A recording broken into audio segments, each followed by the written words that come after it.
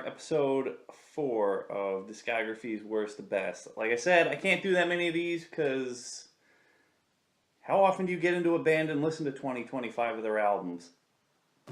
But, should have done this one a while ago. In fact, I did write this list a while ago. I wrote all the lists at the same time. This one's for Queen. Should have did it when the movie came out. Maybe would have got a few more extra views. They don't have a super amount of albums, but I got a lot because I collected all the live ones. But we're excluding live albums, we're excluding greatest hits, although I will mention them when I feel somewhat semi-relevant. Alright, starting at the bottom of the list, number 16. I don't even know if I should consider this like a real Queen album, but Kosmos rocks. Saw the tour, first time I ever saw Queen, and I even got to wave to Brian May on his town car was leaving out from under the Worcester Centrum, and everybody like rushed up against his car. I was like 6 feet away, and he waved at me, like looked at me, and I was like biggest thrill. But this album came out after that tour. It stinks. It's nothing to get excited over. It doesn't even like Brian May's solo album sound like Queen. What the hell is this? It sounds boring. They let Paul Rodgers write too much stuff, and he hasn't done anything good since Bad Company. The only song I like, what the hell was the name of it? Call Me. I think that was it. I think that was the one. And other than that, I've listened to this maybe twice, which is like unheard of for me liking a Queen album. That's it. Alright, from here on out, I'm not using the CDs because I want to get used out of my cassettes. I haven't pulled out the cassettes in years, and I don't even have all the Queen on CD. I'm missing like 2 of them. But I bought all these. We're getting some money back out of them. Number 15. We're going to go with a controversy right here. News of the World. From here on out, there's no really bad Queen album. This one's just got some stinkers I just don't like. And some played out stuff, we all know what that is. It's We Will Rock You, We Are the Champions. Nobody ever needs to listen to that again. I love Spread Your Wings. Oh, It's Late. That was in that Seth Rogen movie, and I never listened to this album at all. And then here, It's Late in the movie, and I was like, turned to my friends, like, what the hell is this song? It's awesome. It's like, idiot, it's Queen. It's your favorite band. Like, oh, but you know, Sleeping on the Sidewalk sucks. Who Needs You? I Don't Care.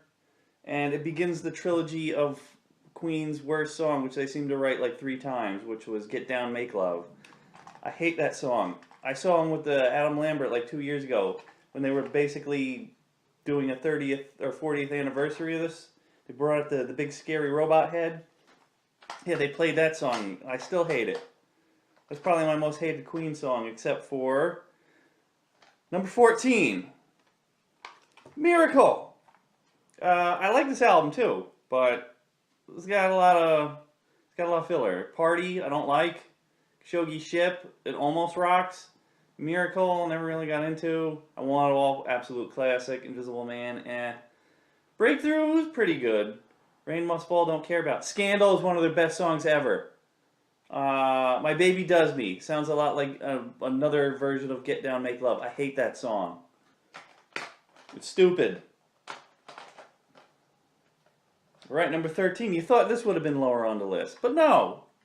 Hot Space.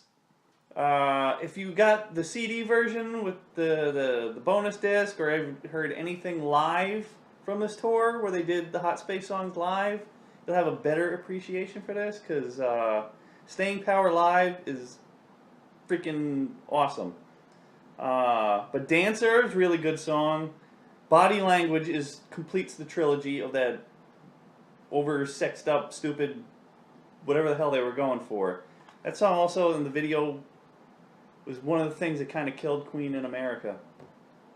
Put Out the Fire is really good. That's a rockin' Brian May song. Las Palabras de Amor is the best song on this album, and like an underlooked classic. Where we go from here? Number 12, Made in Heaven. Why not? Probably can't put it up higher on the list because when it came out, I didn't know it was a bunch of leftovers. Well, I kind of knew it was like unreleased tracks, but I didn't know it was like redone songs from the Freddie Mercury album that I never got in America. But it's a beautiful day. Starts out really cool. Made in Heaven. That's from Mr. Bad Guy, and it's a better version than the one on Mr. Bad Guy. That's one of my favorite Queen songs ever. I Was Born to Love You. That's also from Freddie Mercury's album. Too Much Love Will Kill You. I knew that one from Brian May's solo album because that did come out before this one came out. This is good. It's just kind of like a mixed match of, whatever they had laying around. Which makes me also wonder, Queen Forever, couple more songs.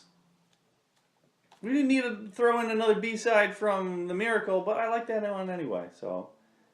I'm going to say this one goes, like I said, with greatest hits ones, it's got to be relevant, because we had Let Me In Your Heart Again, and another version of Love Kills, but this time, I always thought Brian May did play guitar on the original. If not, somebody was really pretending to be him, and it sounded like all the sound effects were from, like the drum machines were from the works.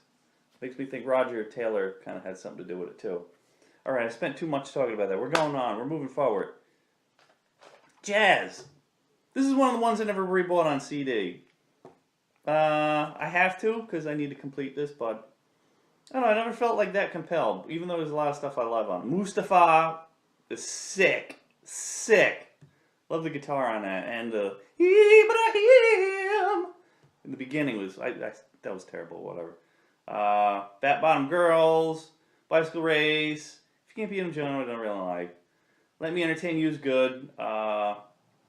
This got some like ones that you kind of forget, like Dead on Time. Yeah, that's good. Only 7 Days. I don't even remember that song. I have to be reminded. Dreamer's Ball, I love. Fun It. This is dumb. Don't Stop Me Now. It's all right. I know that's a big classic, but I never really.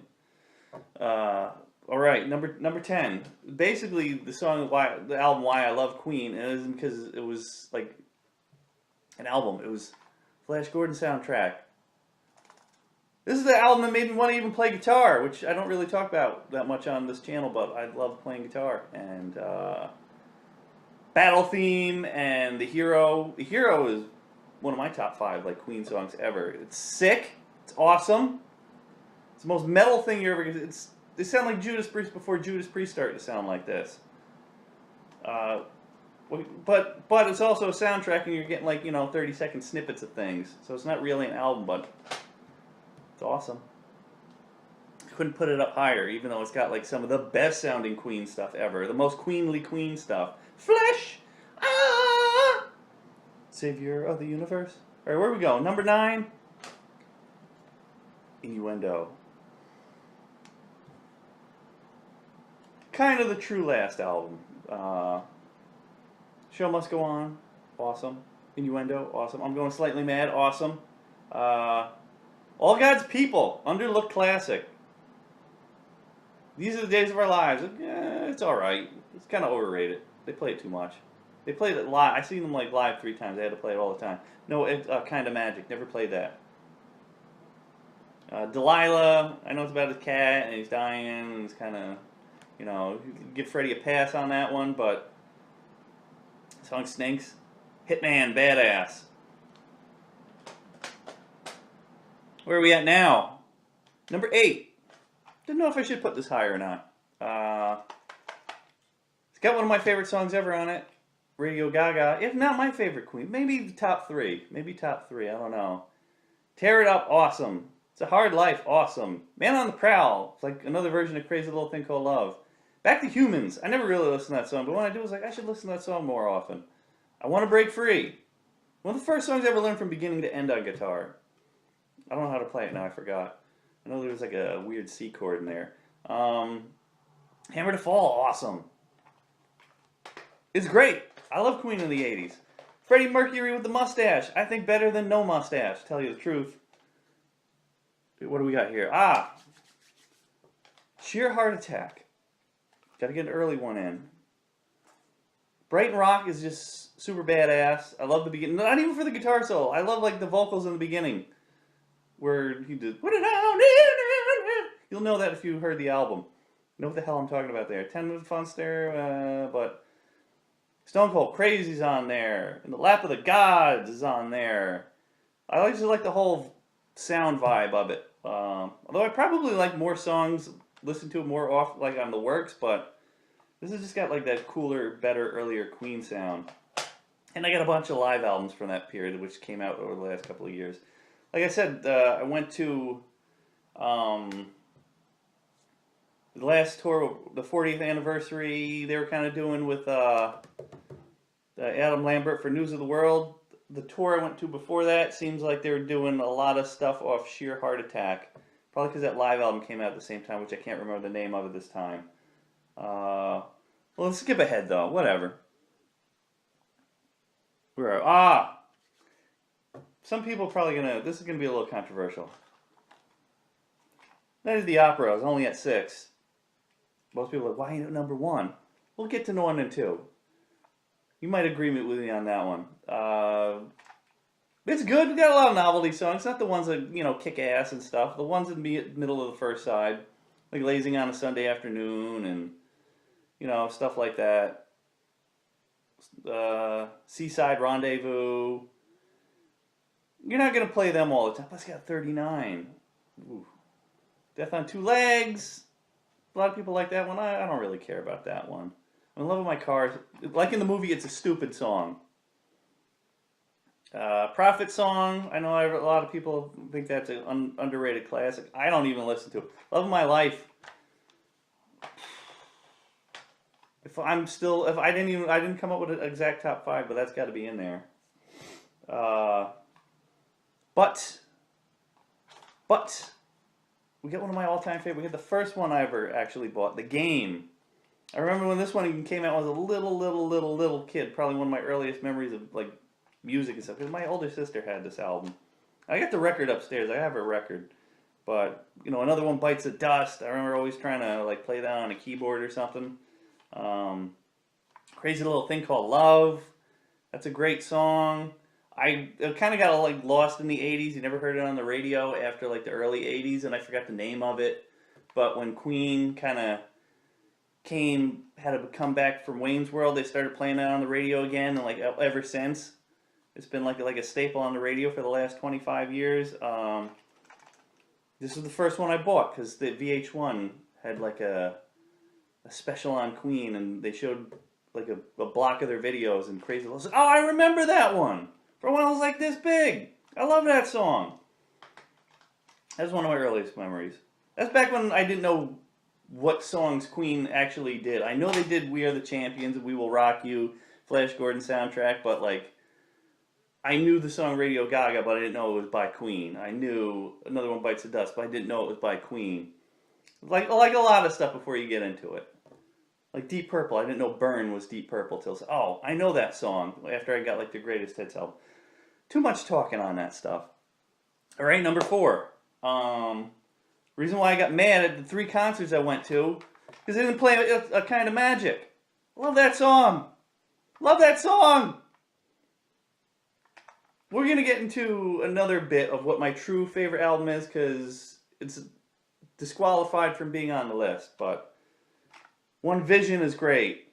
Kind of Magic is great. You think of the Magic Tour from this album. Magic Tour is the best stuff they ever did. The best live performance stuff. Alright, we got Live Aid, but then they went on a whole tour and did a whole Live Aid type tour. That was that. Wants to Live Forever. Oh, that was another thing I knew Queen from. The beginning of Highlander, when they're showing like AWA wrestling in the beginning. And they're all metal. It's like, oh, Queen again. That's the guys that did the Flash Gordon soundtrack and "We Will Rock You."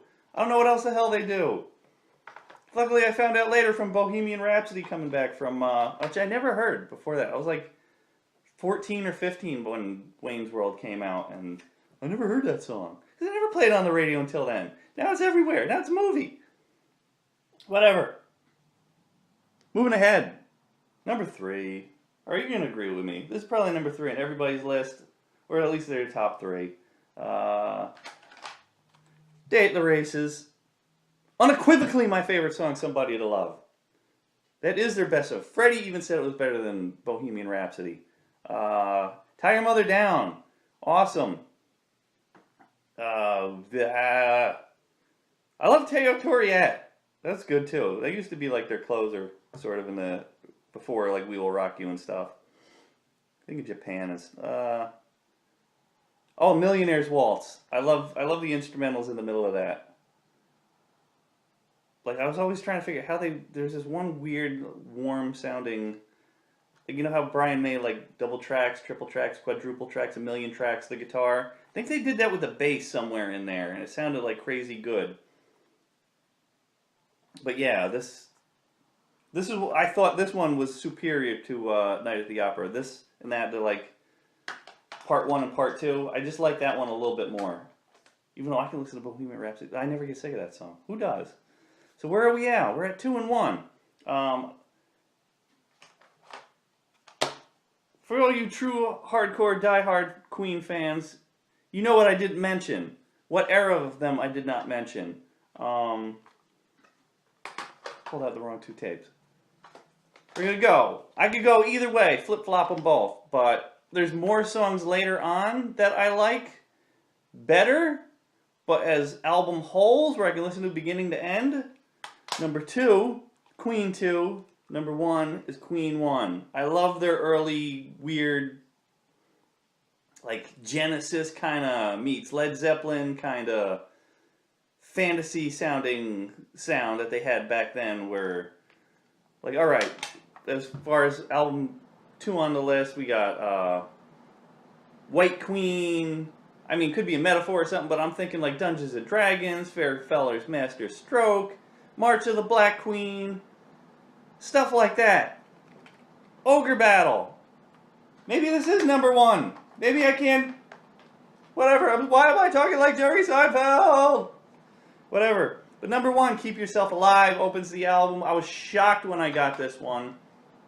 Got this at Caldor's. They only had like 3 Queen albums at the time when I was first getting into them. It was like Classic Queen, The Game, and this. And I was like, alright, I'll get that, even though it's got like only 1 song I've ever heard on it, Keep Yourself Alive. And then the rest of it was like, oh my god, this sounds like nothing else I've ever heard them do. Because I got Queen 2 way later. But Liar. I saw clips of Liar. On a documentary on VH1. But Freddie sounds like a woman on this. And it was like freaky. I'm like, is that the same guy? Yeah, I heard Keep Yourself Alive, but he does not have the same voice. Like, even from like Sheer Heart Attack on, he sounds like totally different. He's at least sound like a guy singing. Now, it's a weird, cool voice. It's like this the Freddiness of it, all right? But yeah, this beginning to end, I'll listen to this. Don't even turn off, rip the dial out and throw it out the window. Keep this album on. I don't care. Liar's awesome. When the Night Comes Down is awesome. Modern Times Rock and Roll is awesome. Even the half-assed 1-minute version of Seven Seas of Rye that kind of closes the album, though we get Mad to Swine like the bonus track.